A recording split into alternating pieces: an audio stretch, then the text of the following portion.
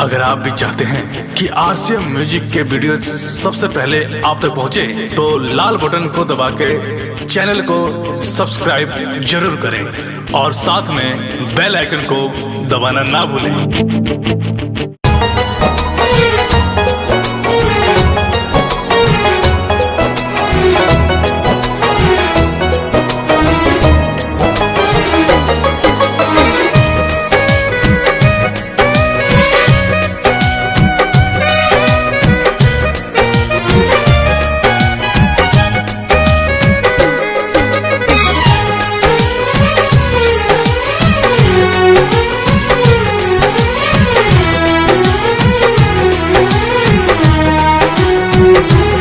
जवन उगे आसमान भइले बा मेहरबान, हमारा दिल के आरमान बारी हो।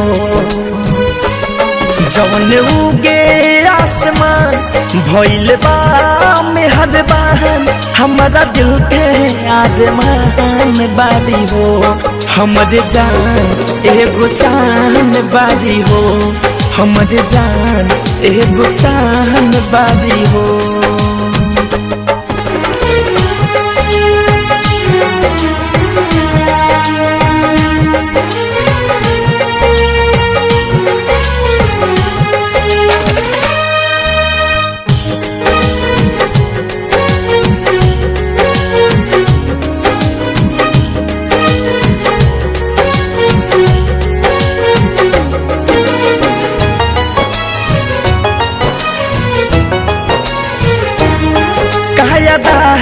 बाते हो दिल फिदा बाते हो, चाल नागिनों से अधिका जुदा बाते हो। जा हाँ याद आवे हर पल बारी रूप के महल, साचो परियन से ज्यादा चल चल गाइयों करे ही धुन, मिले दिल के सुकून। अभी बहुत नादान बारी हो, हमरे जान सचो चान बारी हो, हमरे जान सचो चान बारी हो।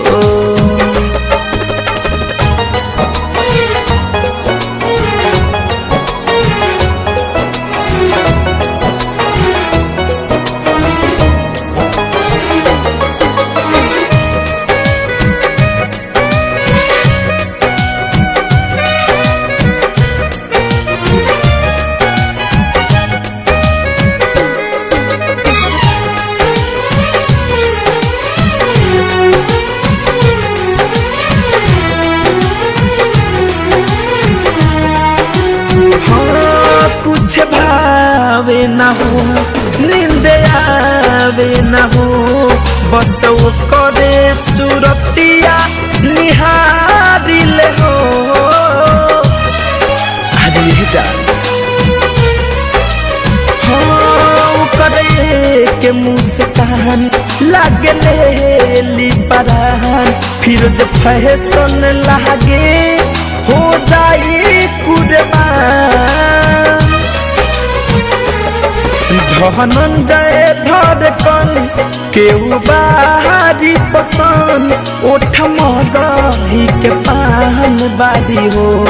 हमरे जान एगो चान बारी हो, हमरे जान एगो चान बारी हो। जवन उगे आसमान भइले बा मेहरबान, हमारा दिल के आरमान बारी हो। जवन उगे आसमान भइले बा मेहरबान, हमारा दिल के आरमान बारी हो। हमरे जान एगो चान बारी हो, हमरे जान एगो चान बारी हो।